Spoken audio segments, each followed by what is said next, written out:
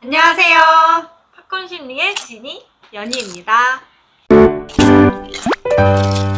우리 둘 다 되게 재밌게 본 드라마에 대해서 얘기를 해보려고 해요. 오징어 게임이죠. 저희는 임상심리사의 입장에서 본 각 캐릭터들에 대해서 좀 얘기를 해보려고 하는데, 네.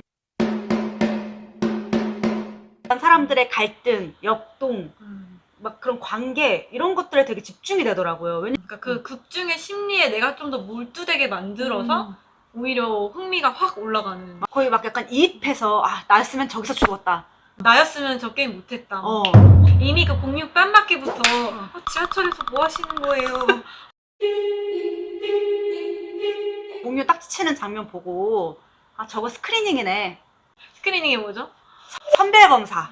그 오징어 게임에 참가하기 위한 기본적인 테스트죠. 그러니까 그쵸. 이 테스트를 통과해야만 너는 게임에 참가할 수 있는 어떤 자격이 있는 사람이다. 최소 기준을 만족했느냐. 공유가 했던 딱지치기 검사에서는 어떤 거를 선별하려고 했었던 걸까요? 그 최소. 게임에 끌리는지 그거를 봤다고 생각을 했어요. 첫 번째는 재밌고 짜릿하고 이런 거에 쉽게 끌리는 사람이 있는 반면에 그러니까 그래도 좀 위험해 보이면 피하는 사람이 있고 아니면 재미라는 게 별로 삶의 큰 가치가 아니어서 상관이 없는 사람들이 있잖아요.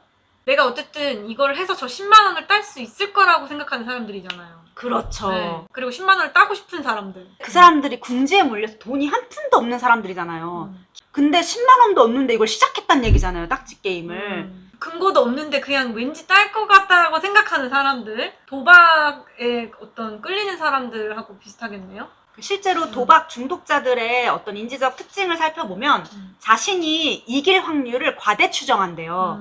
도박자의 오류라고도 하죠. 그리고 지하철은 그때 장면에 나오지만 지하철에서 내리는 사람들이 막 스쳐 지나가는 그런 장소잖아요. 근데 거기서 개의치 않고 자기 뺨을 맞아가면서 이걸 하는 사람들이에요. 선생님 같으면 할 수 있겠어요? 저는 그렇게 반복적으로는 못 보이고 어쩔 수 없이 맞는 건 모르겠는데 그 예측된 상황에서 하진 못할 것 같아요. 반사회적인 특징을 저는 가진 사람들을 선별한다고 생각을 했어요. 사회적 규범이 보통은 내재화되어 있잖아요. 잘하면서. 그래서 이런 사회적 상황에서는 해도 되는 행동이 있고 안 해야 되는 행동이 있고 이런 것들을 규범이라고 해서 우리가 익히게 되는데 그거에 개의치 않는 사람들을 뽑았구나. 그러니까 내 이익을 위해서라면은 그런 규범 따위는 일단 우선순위가 아닌 거죠. 저는 기훈한테 처음에 약간 반감이 들었어요. 기훈이 왜 그렇게 반감이 들지 했는데 그 반사회적인 사람들이 보이는 어떤 특유의 무책임.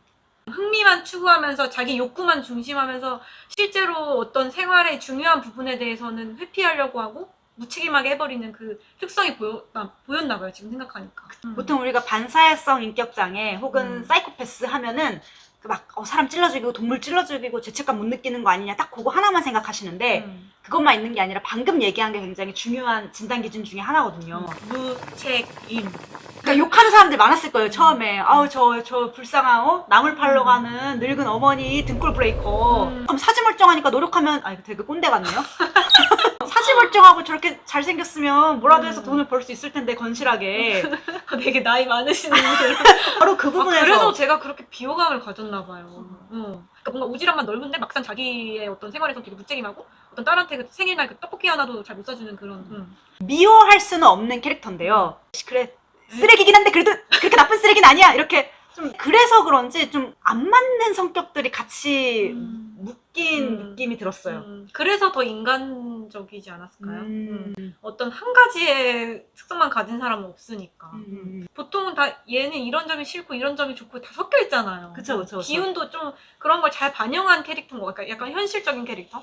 어떤 부분에서는 되게 반사회적인 반골 기질이 다분한 그런 면이 분명히 있다. 기훈도. 그래서 스크린 테스트에서 걸렸다. 사무 캐릭터. 가정 형편이 어려운 집안에서 태어나서 엄마가 시장에서 수십 년간 힘든 일을 해오면서 키운 어디 내놔도 부끄럽지 않을 되게 최고의 아들인 거잖아요. 항상 1등만 해왔겠죠.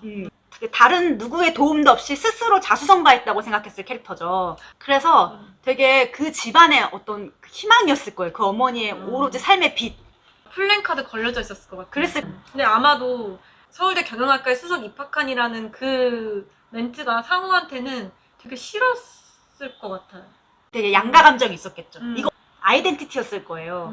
그런 것들이 또 그 다른 장면 어디서 나타나냐면 그 자기도 지금 60억의 빚인가 있어가지고 죽으려고 하는 그런 찰나에도 알리한테 안산까지 가냐고 돈 주잖아요, 10,000원을. 아. 근데 그 10,000원을 잘 생각해보면은 기훈이한테는 그 10,000원이 엄청 절박한 10,000원이기도 했거든요. 60억이면 빚이 더 커요, 기훈이보다. 그러네. 오히려 자기 사정이 더 안 좋네. 거의 그 상황에서도 되게 나는, 젠틀하게 노블리스 오블리제. 내가 베풀어야 하는. 그러니까 어떤 나는 이 정도는 해야 해라는 기준이 굉장히 높은 사람이고 그 기준에 맞게 살기 위해서 살았을 거고 아마 엄마한테 한 번도 등짝 안 맞고 자랐을. 똑같이 노모랑만 사는 두 남자잖아요. 되게 달라요. 근데 엄마와의 관계를 보면. 그러니까 기훈이는 물론 등골 브레이커고 한심하고 기훈이는 항상 등짝 맞고 엄마한테 욕먹고 이러면서 그래도 엄마랑 정이 있어요. 뭔가 거짓이 없어요. 둘의 관계에서. 그러니까 기훈은 자기의 못난 모습, 이미 바닥까지 간 모습을 그래도 어머니한테는 보여줄 수 있었던 거예요. 그리고 그런 모습조차도 어쨌든 수용해주고 같이 그냥 이렇게 막 투닥투닥 하는 어머니가 있었지만 상우는 그 반면에 등짝 한 번 안 맞고 항상 1등이었던 자기의 어떤 못난 모습, 누구한테도 말을 할 수 없었던 것 같아요. 그 빚 같은 것도 기훈이는 얼마가 있고 어떻게 살고 있고 막 이런 사정을 엄마랑 다 공유하고 있다면 상우 같은 경우에는 그걸 끝까지 숨기죠.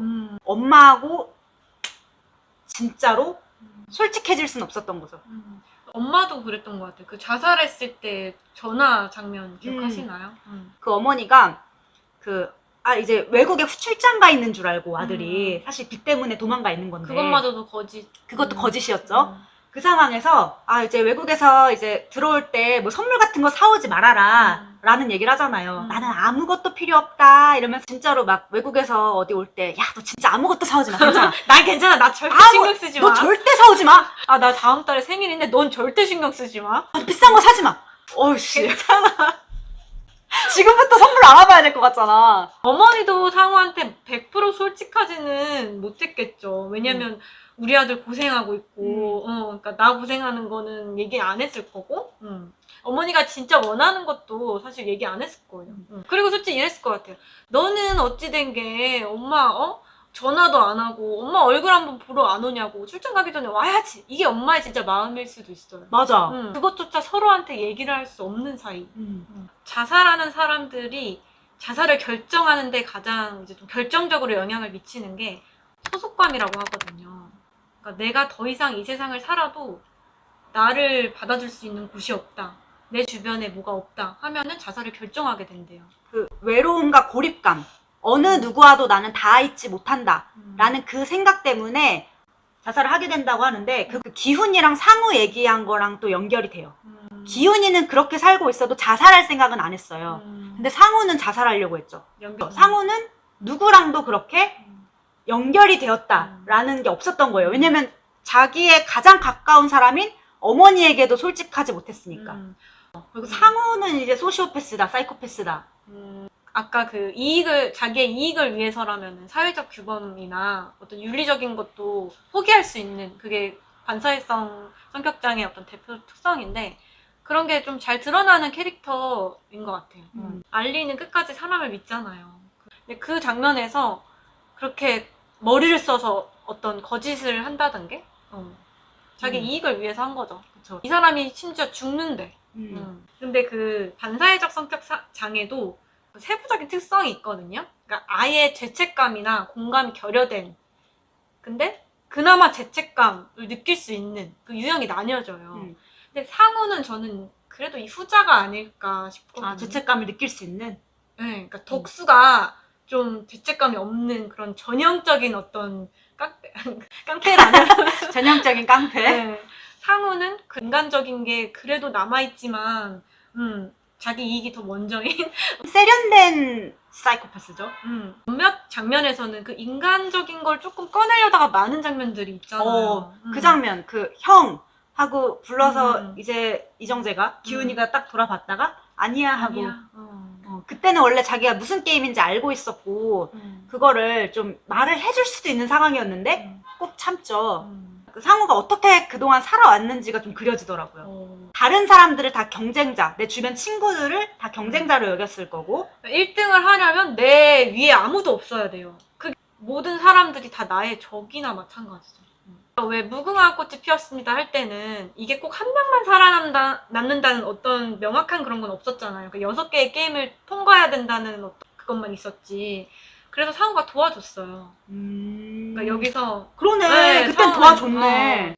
다 같이 살자는 마음이 있었던 거예요. 그치, 근데 그치. 이제 상우도 눈치도 빠르고 머리도 좋으니까 아 이거 나만 살아남을 수 있겠다는 게 있었겠죠. 어느 순간부터는. 그때부터는 기운도 적으로 보였던 거예요.